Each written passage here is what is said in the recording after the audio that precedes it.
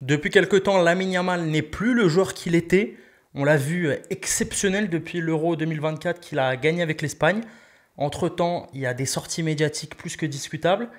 Et surtout, sur le terrain, c'est plus le même joueur. Il souffre d'une pubalgie, ok, mais il assume pas ce qu'il dit. Et il est en train, si on peut ainsi dire, sur ce début de saison, de faire couler le Barça. Ouais, en quelque sorte, parce que le Barça est du coup extrêmement dépendant de Yamal. On l'a vu l'année dernière où c'était un peu on donne le ballon à Yamal et démerde-toi, quoi. Et quand Yamal va moins bien, voire n'est pas là, bah ouais, il y a des gros problèmes au Barça et on l'a vu et on continue de le voir, que ça soit en Ligue des Champions, le match contre le PSG, en Liga où tu perds des points, le Classico. Bon, là, on enregistre à quelques heures du match donc contre Elche, où Yamal d'ailleurs va jouer. Donc peut-être que tout ce qu'on va dire, voilà, mais dans tous les cas, ça gommera pas ce début de saison-là où le Barça est clairement méconnaissable. Méconnaissable, lui, évidemment, on parlait de ce blessure, il a cette pubalgie qui le gêne. Le Barça a été clair là-dessus, on n'opère pas, pour l'instant, on n'y touche pas. On va voir avec ce qu'on a pu lui filer comme traitement ou autre, je ne suis pas médecin, comment son corps va réagir. On décide de ne pas opérer, bon ok, c'est un choix parce que demain tu es opéré, tu es éloigné des terrains un moment, tu dois rééduquer ton corps, il y a une trêve qui arrive qui va être encore, qui va couper le jeu. On décide, il a quand même un corps assez jeune, de faire confiance à la jeunesse de son corps. Le problème, c'est qu'en plus de ça, il parle un peu trop. Il y a notamment des extraits où il est avec Ibai à la Kings League. Je sais ce que tu en penses, Neil, Ouais, et on n'est pas supporter du Real, mais ça pique. ouais, c'est en fait pour moi il y a un en fait j'en veux pas à Yamal, j'en veux à son entourage parce qu'on a l'impression que qu'il y a personne derrière pour lui dire calme-toi, Ouais. pour lui dire tais-toi quand il faut se taire. Et, et c'est en fait, il a que 18 ans et lui ne se rend peut-être pas compte, mais il est maintenant dans cette catégorie des êtres humains sans qui n'ont plus le droit de dire ce qu'ils veulent. Beaucoup de choses, ouais. Voilà. Et Mbappé a connu ça et connaît ça et tous les plus grands sportifs connaissent ça. Surtout quand il est autant médiatisé et surtout clivant parce que Yamal aujourd'hui j'ai l'impression t'aimes ou t'aimes pas. Ouais, c'est Il n'y a clair. pas d'entre-deux. Donc et le problème c'est que jusque-là ce truc un peu de petit con qui s'en fout et qui parle partout, bah ça marchait trop bien parce que sur le terrain il répondait. Bah le moment où il répond moins et où sa pubalgie t'en parlait Ouais. commence à se voir de plus en plus, ou contre le Real, tu le vois à la 60e, main sur les genoux, il passe pas un dribble, tu sens qu'il joue avec tu le sens vraiment diminué physiquement, bah ouais, ça commence à faire tâche. Ça fait tâche. Moi, ce qui m'a le plus choqué, c'est face à Carreras. On sait que Yamal, Ouais. il a déjà piqué sur les réseaux sociaux. Il a envie d'embêter Carreras pour lui dire bienvenue, voilà ce que c'est un classico. Ouais. Mais en attendant, l'ancien de Benfica, il l'a parfaitement tenu. Bah, Il c'est ça. l'avait fait déjà l'année dernière en Ligue des Champions, où il avait envoyé de sacrés matchs avec Benfica. Pour l'instant, il a du mal à passer. Tu sens que le coup de rein, il l'a pas. Mais j'ai la sensation qu'aujourd'hui, Yamal, et tu parlais de son entourage, globalement, on est en train de le mettre sur un piédestal et il n'y a plus une question d'âge, il n'y a plus une hiérarchie familiale. Hmm. C'est le fiston, il est superbement fort au foot, pas de souci là-dessus. Mais du coup, papa, qu'on voit sur toutes ses stories, qui est en train de faire n'importe quoi, il est à la merci de son fils et il est en train de faire du Barça un top club, certes, mais qui n'arrive plus à gérer ses pépites. Ouais, un peu, parce qu'en fait, j'ai l'impression, tu parlais de son père, j'ai l'impression que tout ça les dépasse un peu et qu'ils sont dans un déni constant. Où, Neil, moi, ce qui me pose problème, c'est pas qu'il soit dépassé. Qui le serait pas à sa place? bien sûr, Mais alors, efface-toi un peu. oui, en fait, la meilleure des solutions, j'ai envie de dire, c'est juste de se taire. Et tu l'as dit, de s'effacer. Efface-toi, concentre-toi sur ce qu'il y a d'essentiel. Et j'ai en fait, moi, et ce qui me dérange vraiment, c'est que j'ai l'impression qu'il se crée des problèmes tout seul. Ouais, oui. Il n'y a pas besoin de tout ça. Il n'y a pas besoin de tout ça. C'est déjà le meilleur de la planète. On n'a jamais vu ça de notre vie. Un mec aussi fort à cet âge-là, c'est du jamais vu. Le mec peut arrêter le foot demain, qui sera déjà quasiment une légende au Barça. Donc, tu n'as pas besoin d'alimenter, continuer d'alimenter parce que il se met des balles dans le pied. Il y a tout ça, mais il y a aussi toutes ces histoires avec sa gonzesse. Ouais, bah oui, non mais oui. Tu vois, l'autre qui pareil. Ah, ils sont plus ensemble, je crois. Ils sont plus ensemble. Gossip, breaking news. Le mec, venez, on parle de foot, quoi. Tu sais quoi, c'est un footballeur avant tout. Je vais prendre un contre-exemple qui, en plus, est un peu dans son registre. Au même âge, Mbappé était déjà une star. Ouais. Pas autant qu'Yamal, pas aussi fort qu'Yamal. Mais est-ce que tu as... Aujourd'hui, Mbappé, il a quoi, 26-27 ans? Est-ce que tu as entendu des histoires de cœur pas possibles comme ça? Ben oui, mais parce que Mbappé m'a l'air, quoi qu'on puisse dire sur son entourage, bien mieux entouré et par des gens qui connaissent bien mieux le monde du sport et du foot. Son père était coach, a joué, etc. Bon, le père de Yamal, à part vendre des maïs grillés à Courbevoie, je vois vraiment pas ce qu'il a fait. Il traîne avec la fouine à Paris. Enfin, le mec, vraiment, moi, son père, il me sort par les yeux parce que j'ai l'impression que ça se. Tu t'aimes pas le maïs, toi? Ça se répète. En plus, je déteste ça. Ça se répète avec. En fait, j'ai l'impression de voir le père de Neymar Paye. Bah oui. J'ai l'impression qu'en fait, on est en train de superposer les deux trucs. Et là où pendant des mois et des mois, on s'est dit non, les gars, ça fera jamais comme Neymar, c'est impossible. En fait, attention, tout te renvoie à Neymar. Ce truc de un peu égocentrique, footballeur très extravagant, bien etc. sûr. Tu rajoutes à ça l'entourage, tu rajoutes à ça fêtard, aime les femmes, etc. Bah, t'as le cocktail où tu te dis putain, mais le problème c'est que Neymar, bon, ok, on peut dire ce qu'on veut sur Neymar, il y a quand même 10 ans de carrière, ça s'arrête ok vers 27 ans, mais derrière il y a des choses qui marquent à vie. Là où Yamal, s'il se passe ça après quoi, 2 ans et demi, 3 ans, c'est compliqué. Surtout, on parle de Yamal, mais globalement le Barça est en train de payer tout ça. Quand Neymar est au Barça, il n'a pas tous ses excès encore. C'est sûrement un mec qui kiffe la night, qui sort, qui machin. Mais l'avantage qu'il a, c'est qu'à côté de lui, il y a Suarez, il y a Iniesta, il y a Lionel Messi, il y a machin. Aujourd'hui, au Barça, c'est plus le cas. Et Laporta, en prolongeant sa pépite, lui a donné un salaire qui fait de lui un des cadres du vestiaire. Et pour l'instant, il assume pas. Il assume pas ce statut. Parce qu'aujourd'hui, il faut se rendre compte que Yamal, c'est l'élite plus. Et tu le contrains à être l'intégralité de tes bonnes choses offensives au Barça. Il n'y a pas Rafinha, Leva n'est pas là. Donc, déjà qu'il n'a pas l'air aidé par sa famille, le Barça l'aide pas vraiment. Si, tu lui as mis une doublure, tu lui as mis Ronny Bargi, là. C'est comme ça que t'aides ton joueur. Ouais. Donc, tu parlais de cocktail, il est explosif et il est presque. Il y a du poison dans ce cocktail. Ouais, clairement. Parce qu'il a tout pour se perdre et il est c'est le truc un peu cliché que tout le monde disait. Tu voyais Bruce Granek sur Twitter qui disait ah non, mais Yamal, dans 5 ans, c'est fini. C'est ce genre de truc, j'ai pas envie d'y croire. Mais chaque sortie te rapproche de l'envie de te dire ça va être ça sa carrière. Bah ouais, clairement. Parce que au-delà des mauvaises performances, comme on a dit, il y a tout cet extra sportif qui dérange. Et moi, j'ai toujours été d'avis sur tous les joueurs de foot, peu importe qui ils sont, forts, pas forts, n'importe où. Ce que tu fais en dehors des terrains n'importe personne à part toi, c'est ta vie. Tant que sur le terrain, tant que ça n'a aucune conséquence sur tes performances sportives. Après, on n'est personne pour dire que ce qu'il fait de sa vie, ce qu'il fait sur son été, sur des yachts, tout ce qui peut sortir, est-ce que ça a forcément en conséquence moins de bonnes des moins bonnes performances sur le terrain, etc. On peut pas faire, c'est pas 1 + 1 = 2. Il y a forcément un mix de tout. Il y a aussi, faut le rappeler, même s'il a un corps jeune, etc., le mec a commencé à jouer à 15 ans et demi. La saison dernière, je sais pas s'il doit jouer, je sais pas, sur 10 000 minutes, il en joue peut-être 9 990. Il y a une surexploitation un petit peu qu'on craignait, que Pedri a subi aussi pendant ses premières années. Mais Pedri et Gavi, ces mecs-là, Koubarsi, se sont affranchis de ça. Et est-ce qu'on serait pas en train de répéter ce schéma-là? T'en parlais du contrat exceptionnel, je crois qu'il touche 25 millions par an ou dans ces eaux-là. On lui donne 5 ans, 6 ans, clause à 15 milliards. On lui donne la Catalogne entière, on lui donne tout ce qu'il faut, on lui met une statue.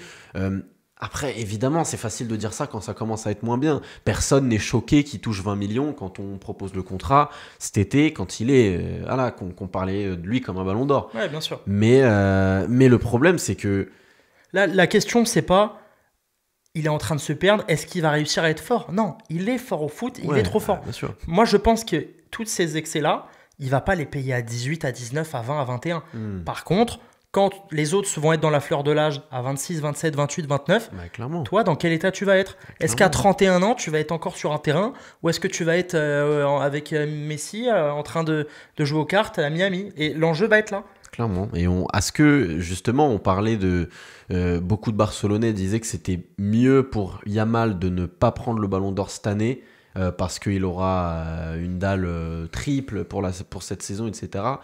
Est-ce que c'est pas l'inverse, en fait? Est-ce que ça peut pas un peu le tuer de se dire putain, le mec a tellement un ego de dingue qu'il jouait comme un ballon d'or et il jouait, et on en parlait beaucoup, c'était l'antithèse de Dembélé qui lui jouait pour gagner et faire gagner son équipe, là où Yamal jouait pour gagner le ballon d'or. Ça. On disait un truc, Dembélé a gagné le ballon d'or parce qu'il a jamais joué pour le gagner. Exactement. Et là où Yamal, l'opposé. Et peut-être que Yamal s'est monté la tête, etc. Et que voilà, on peut faire plein de suppositions parce que nous, c'est à la fin ce qu'on voit. On se base pas que sur le Classico, c'est sur tout un début de saison où ça se sent qu'il est clairement moins bon, qu'il a plus le coup de rein, il a plus ce truc. Et puis moi aussi, j'ai peur. En fait, moi j'ai envie, ça paraît un peu cliché, mais j'ai envie de revoir juste le petit gars de 17 piges qui joue au foot comme il joue au City, comme il joue au Five, pour l'amour de ce sport et rien d'autre. Là où aujourd'hui, j'ai l'impression qu'il joue pour le futur dump Insta, pour la bonne photo, pour la bonne story, pour être le mec, prendre le contrat, prendre toute la lumière. Joue au foot comme tu le faisais quand il avait des bagues et quand des teintures, des trucs. Encore une fois, c'est pas ça qu'on doit juger. C'est superficiel. Mais ça rentre pour moi dans un package où le personnage Yamal aujourd'hui est en train de prendre la mauvaise décision, la mauvaise direction, pardon. Et donc, il est, par conséquence, en train de très mal influencer son équipe aussi. Il y a un truc, je voyais beaucoup de gens dire « Ouais, mais les médias, s'il l'expose autant, c'est pas de sa faute, il est trop fort, c'est pas de sa faute. » Ok, on a pris tout à l'heure des exemples des Gavi, Koubarsi, Pedri, qui grandissent et vivent dans les mêmes mondes que lui. À la seule différence que Yamal est peut-être encore plus impressionnant, ok, mais Pedri, il est tout aussi fort dans son registre. Il est peut-être encore plus fort, enfin, c'est à débattre, c'est pas le sujet de la vidéo, mais... Il a décidé de s'éloigner de cette vie, des réseaux, des machins. Tu le vois pas, Rodri, là, qui est un des symboles de cette Espagne qui marche bien, il a pas de compte Insta, il a pas de Twitter. Sûr. Il se monte pas avec une nana, il dit pas qu'il lui a affrété un jet pour venir, pour voir. Non, on sait pas. Les mecs, ils font leur vie, ils sont là pour jouer au foot. T'as dit que tu voulais revoir ce gamin de 17 ans qui était là, qui se remettait les cheveux, presque timide de rentrer. C'est ça. Mais c'est normal, il faut le retrouver, ce mec-là, parce qu'aujourd'hui, tu l'as dit, c'est pour le dump, c'est pour le machin. Il est en train de trop vivre au-delà du foot. On n'est pas là en train de dire Yamal, tu dois manger ça, puis ça. Non. Nous, on est en tant que on regarde ce qui se passe. Tu vois des mecs qui vivent un peu ce qu'il a vécu ou ce qu'il est en train de vivre. Et tu te dis... Tu peux pas t'empêcher de faire la comparaison. Elle est naturelle, la comparaison. Et j'espère grandement que son entourage lui dit aussi, on en revient toujours à ça, mais que quelqu'un lui fasse comprendre. Parce qu'en fait, le grand défi de la carrière de Yamal, ça sera de ne jamais être dans le déni. Ça sera d'affronter ce qui se passe vraiment et de pas dire... De toute façon, laisse-les parler, c'est moi le meilleur. Et qu'en fait, tu sais, c'est un peu ce truc de... Jamais se remettre en question, quoi, un peu à la Neymar, un peu comme tous ces mecs où même quand ça allait pas, les mecs disaient ouais, c'est moi le meilleur, tu vois, alors que il a 10 kilos de trop et que tu vois, il faut vraiment la question centrale, ça sera à quel point il est capable de se remettre en question, à quel point là il est capable de se dire mais attends putain, les tweets sur moi qui annoncent ma séparation avec Nicky Nicole font plus de vues, font plus de likes que mes highlights de cette saison. Il y a un vrai souci là-dessus, tu vois. Et il aime ça, il joue de ça. Ouais, bah... Je reprends l'exemple de Pedri parce que c'est le plus frappant. Tu le vois pas à la Kings League, tu le vois pas avec sa nana, mais parce que le mec a compris que 2-1, s'il voulait être aussi fort sur le terrain et maintenir une vie sociale un minimum viable dans les générations actuelles, fallait se protéger. Et tout le monde sait comment ça fonctionne. Si tu veux pas, à 18 ans, partir en cacahuète, machin, faut se calmer. Il y a une déclaration de Di Maria qui parlait de Kais Ruiz-Atil. La mère aussi de Mbappé en a parlé. Il avait même pas 18 ans. Il était venu en Panamera ou en Macan à l'entraînement. Et Di Maria et la mère d'Mbappé et machin, ils sont allés le voir et lui ont dit faut que tu te calmes, mec. T'es pas en train de prendre le bon virage. Si Kais Ruiz-Atil, avec le niveau qu'il avait, il fait ça, qu'est-ce qui va être permis à la Yamal? Non, mais c'est ça. Et l'enjeu est là. Bah ouais, non, tout l'enjeu est là. Et je voulais dire un truc aussi sur... tu parlais de Pedri, moi j'ai une autre comparaison frappante. Doué. Alors, ouais, parce que, ok, Doué est moins populaire, est moins exposé, etc. Mais pourquoi ? Parce que Doué il le veut. A compris que cette lumière-là ne devait pas aller autant sur lui. Parce que dans l'absolu, Doué a le bingo, il coche strictement tout pour être au même niveau qu'Yamal dans l'exposition. Le mec a mis doublé. Le mec a fait peut-être la meilleure perf de l'histoire d'une finale de Ligue des Champions. Jamais quelqu'un avait ça. Mais Yamal fait ça. La Terre s'arrête de tourner. Sa photo de son post Insta après le match, il casse Internet. Donc, et Doué, aujourd'hui... Le mec, on ne sait pas ce qu'il fait. Il a une copine, il n'a pas de copine, il fait ci, il fait ça. Personne n'en a quelque chose à foutre. Pourquoi ? Parce que Doué s'est mis en retrait, parce qu'aussi le PSG veut ça, pas de star, etc. Donc forcément, il y a personne qui se décroche vraiment de tout ça. Mais du coup, est-ce que le Barça n'en est pas aussi un petit peu... responsable, il y a de la responsabilité, parce bien sûr. Dans ce truc de tout mettre sur Yamal, bah tu payes aussi ça quand ça va moins bien pour Yamal, et qu'en plus c'est con parce que tu perds Rafinha aussi dans le même temps, et c'est con parce que bah t'as vendu Inigo et que tu l'as pas remplacé, et que De Jong, c'est, pour moi ça restera jamais en dessous de Pedri, et c'est clairement il y a un problème encore à ce niveau-là, il y a des problèmes à tous les étages, et si en plus de ça tu perds ton facteur X, ton joueur principal Yamal, bah ouais, ça devient très compliqué. Parce qu'on va prochainement on fera une vidéo sur le Barça pour parler vraiment de la globalité de ce club, mais parce que ce club tient sur une Masia qui sort des talents de dingue, mais si dans 2-3 ans ils sortent pas un Koubarsi ou un Yamal, mais ça va être très compliqué. Ouais, parce que tu dépends un peu que de ça aujourd'hui, et financièrement, dans tous les cas, je les vois plus remettre des sommes de fou avant au moins 5-6 ans, quoi. Donc même Rashford, ouais, c'est cool, mais tu pourras pas l'acheter. Et je pense que c'est que des coups à la Rooney Bargy comme ça que tu pourras faire en espérant que les mecs explosent, et surtout compter sur ta Masia. Ce qui est très compliqué, et on le voit, Hansi Flick est de plus en plus à court de joueurs, et en train de bricoler très clairement. Moi, les réactions d'Hansi Flick, le mec qui a des photos à 8-2 légendaires avec le Bayern où il tire la tronche parce que c'est jamais assez, mentalité allemande, et qui célèbre comme un dingue et qui fait des bras d'honneur aux arbitres pour un 2-1 contre le 15e de Liga, bah ouais, ça aussi ça rentre dans un contexte extrêmement négatif, dans une atmosphère extrêmement négative autour du club en ce moment, où même des tyrans, des dictateurs à l'Hansi Flick sortent de leur gond et sont clairement dépassés par tout ce qui se passe autour du Barça, parce qu'on en fait trop avec le Barça. Avec le Barça, de toute façon, il y aura toujours une immédiateté de résultat qui est obligatoire. Quand tu joues pour le Barça, tu dois gagner. Alors forcément que tu es obligé de faire jouer tes pépites, notamment Yamal. Attention à pas le cramer et le faire jouer sous pubalgie, alors que peut-être que ça vaut le coup de le mettre au frais un moment pour qu'il se repose, pour qu'il se fasse opérer, pour qu'il pour l'éloigner un peu de la sphère. Ça vaudrait vraiment le coup. Mais ouais, ils disparaissent pendant 2 mois, on te voit plus. Et le problème, c'est qu'il y a une saison, il y a une Coupe du Monde à la fin de la saison. Et c'est pas lui de disparaître. C'est l'impression qu'il donne en tout cas. C'est ça. Et je pense aussi qu'un des gros problèmes du Barça, c'est qu'ils sont en train encore aujourd'hui, début novembre, à vivre sur le what if on passe contre l'Inter l'année dernière.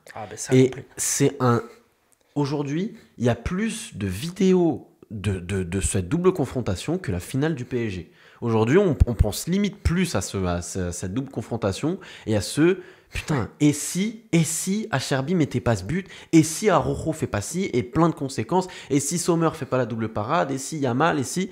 Et en fait, ils n'avancent plus. Parce qu'ils se disent, putain, l'année dernière, c'était tellement pour nous. On aurait tout fait au PSG. Pendant que le PSG, ils sont à leur 45e parade. Nasser, il va à la Sorbonne présenter le trophée. Le truc, il est fini, tu vois. Il y a déjà Luis Enrique qui en rêve d'une deuxième et qui en parle. Tandis que t'as Hansi Flick et t'as toute l'armada qui sont en mode, putain, et ce match-là, et si, tu vois. Même Pedri l'avait dit, là, avant d'affronter le PSG...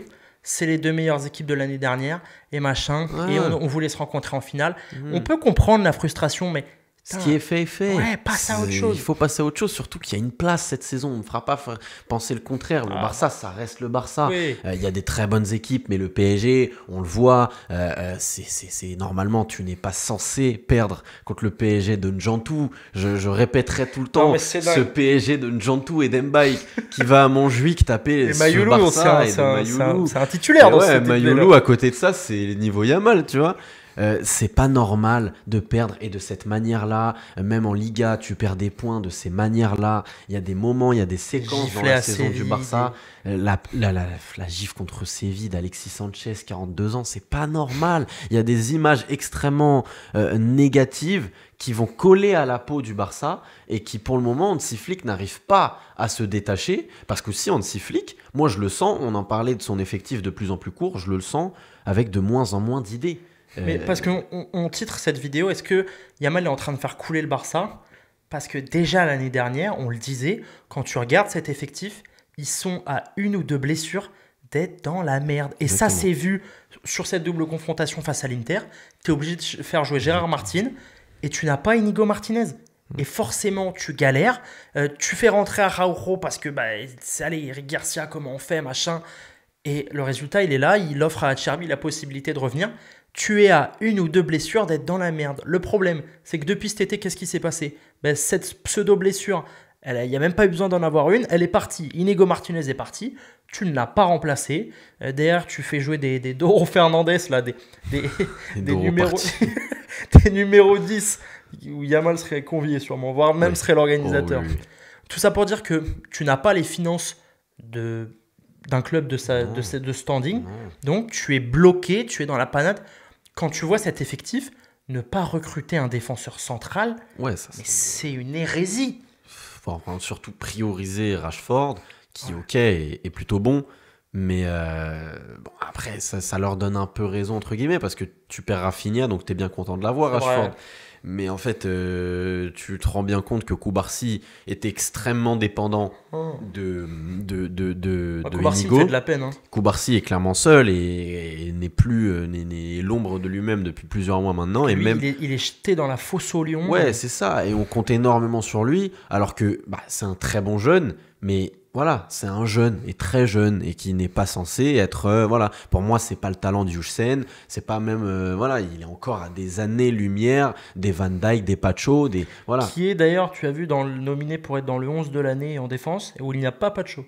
Ah ouais, c'est intéressant ça. Mais parce que c'est ça aussi le problème, c'est que ils ont cette image-là de joueurs du Barça, jeunes de la Masia. Donc, si on te donne ces informations, peu importe ton niveau, tu prends un +10. Exactement. Dans la tête de tout le monde. Exactement. Bernal, qui...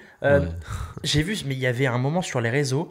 vous voyez toute cette génération, Fermin, Bernal, Koubarsi, machin, ça c'était les jeunes de la Masia. Et Bernal c'était leur capitaine. Alors imaginez le niveau qu'il va avoir. Ouais, mais parce que, tu vois, comme je disais, il surfe sur le what if Inter, il surfe aussi sur ce truc de dans tous les cas on a la Masia. Et j'ai l'impression qu'ils sont dans une sorte de bulle où dans leur monde, tout ça est comme ils l'imaginent et rien d'autre. La Masia, dans tous les cas, peu importe, ils sortiront des mecs. L'Inter, de toute façon, on devait les battre. C'est comme si on avait gagné la Ligue des Champions l'année dernière. Yamal, de toute façon, c'est qu'une mauvaise... En fait, il y a un déni constant et il y a un truc de pas affronter la réalité pour... derrière, tomber de 15 étages à chaque fois. Et contre le Real, c'est implacable. Tu es mauvais. C'est implacable. Tu joues contre une équipe et c'est le Real. On n'est pas du tout sur le fond de jeu le plus accompli, etc. Mais alors, c'est quoi contre un PSG avec tout le monde? C'est quoi contre le Bayern actuel? C'est quoi contre ces mecs? En fait, parce que Enfin, leur match contre le Real, il est terrible. Dans la production, dans même les manières avec lesquelles tu attaques, c'est tout le temps stéréotypé, c'est tout le temps les mêmes attaques. Parce que tu donnes les clés de certaines lignes à des joueurs. Moi, il y en a un dont j'ai envie de parler, c'est Pedri, qui contre le Barça, contre le Real, fait pas un énorme match, fait un bon match. Mais le problème, c'est que si Pedri fait pas un top match, le Barça n'arrive pas à exister. Tu disais que tu avais un problème avec Frenkie de Jong, mais j'en ai un aussi. Tu peux pas aujourd'hui toucher... Il y a un moment, il touchait quoi, 25 millions, 25 plaques par an. C'est un délire. Mais c'est délirant. Et quand tu regardes aujourd'hui le milieu de terrain du Barça, c'est comme l'attaque l'année dernière. Je donne le ballon à Pedri et allez, crée s'il te plaît. Pedri, il doit tout faire. Il doit récupérer, il doit passer, il doit tirer de loin, il doit combler les espaces, couper les lignes de passe. Mais c'est pas possible aujourd'hui de donner à un joueur autant de boulot. On parlait aussi des lacunes d'Hansi Flick. Il y a un truc qui me pose problème, cette volonté de constamment vouloir jouer avec le piège du hors-jeu. Est-ce qu'au bout d'un moment... Clairement, on n'en a pas parlé, c'est un gros débat. Et pour moi, il y a aussi un truc de... Est-ce qu'Hansi Flick n'est pas un petit peu limité là-dessus aussi? Il faut aussi savoir se réinventer. C'était un des grands problèmes et un des grands défauts de Luis Enrique quand ça allait pas. On disait c'est un entraîneur extrêmement dogmatique qui ne change tout le temps rien, qui ne tente rien. Tu sais, ce Nuno Mendes bloqué derrière, ces mecs bloqués, etc. Est-ce que Hansi Flick est bloqué dans cette idée-là du piège du hors-jeu sans vouloir en sortir? Est-ce que c'est pas une manière de cacher la misère défensive? Ouais, en vrai, ouais, peut-être. Il se rend bien compte que défendre en bloc médian, bas et subir, il n'est pas capable de le faire. Regarde contre l'Inter, voilà, quand t'es acculé, tu concèdes. Au bout d'un moment, tu concéderas, surtout si c'est pas Garcia dans tes cages, surtout quand Koundé est moins bon, surtout quand c'est Gérard Martin à gauche, il y a des individualités moins bonnes. Donc oui, je suis d'accord avec toi, faut effacer ça d'une manière ou d'une autre. Mais en fait, tu joues comme ça et du coup, tu laisses 40 mètres d'espace à Kylian Mbappé et Vinicius. Tu vois, tu laisses 40 mètres d'espace à Nuno Mendes et Hakimi. Bah ouais, tu perds à la fin, c'est normal. Le foot est implacable, surtout avec ce genre de joueurs. Ok, pendant 80 minutes, très cool. Tu les mets hors jeu, c'est cool. Mais les attaquants commencent à comprendre. Il faut mettre du coup le 9 hors jeu pour les dissuader et faire courir quelqu'un sur le côté et comme ça après il y a le centre, c'est comme ça que tu concèdes Hakimi pour Ramos, t'as ce centre là où le 9 est en avance et du coup il est bon. Et donc, si tu commences à déjouer déjà la défense du Barça, ça va être compliqué. Tu parlais de Jules Koundé qui début de saison compliqué. Parce que le Barça, cet effectif, s'ils veulent réaliser leurs objectifs, donc gagner tout, tu ne peux pas faire la moindre erreur. Parce que derrière, c'est qui ? C'est du bricolage. C'est Eric Garcia. Si à gauche, il y a un problème, c'est encore Eric Garcia. Si dans la défense, il y a un problème, c'est qui ? C'est Eric Garcia. Parce que... Ouais, mais tu dois bricoler. Et ce Barça-là est en train de payer le problème avec le stade, est en train de payer certains agissements qui ont créé des gros problèmes de financement. On leur souhaite d'aller mieux, mais... Si ça merde là-haut, en général, clairement. C'est en train de... On a parlé plus de Yamal dans ce début de vidéo. Il est le fer de lance du nouveau projet du Barça. Ça va tourner autour de lui. Si l'image de ce projet se perd elle-même, ça va être compliqué. J'ai pas du tout envie de parler d'un départ de Flick ou quoi, pas du tout. Mais il faut quand même se rendre compte que ce début de saison est compliqué. On lui donne pas les moyens de faire grand-chose. Non, clairement. À partir du moment où tu lui fais partir son meilleur défenseur, qui conditionnait aussi beaucoup ce piège du hors-jeu, qui le faisait très bien, qui était un peu le chef d'orchestre de cette ligne-là haute, tu le perds. Tu lui donnes pas les moyens de derrière tes ambitions. Ils n'ont pas le moyen de leurs Mais ambitions non, aujourd'hui. je peux pas croire que Deco, il a pas essayé, le directeur sportif, il a pas essayé une seconde d'aller chercher un central. Mais surtout que c'est on en possible. avait parlé, on se disait mais qui vont aller chercher? Parce que on était sûr en juillet qu'ils allaient aller chercher quelqu'un.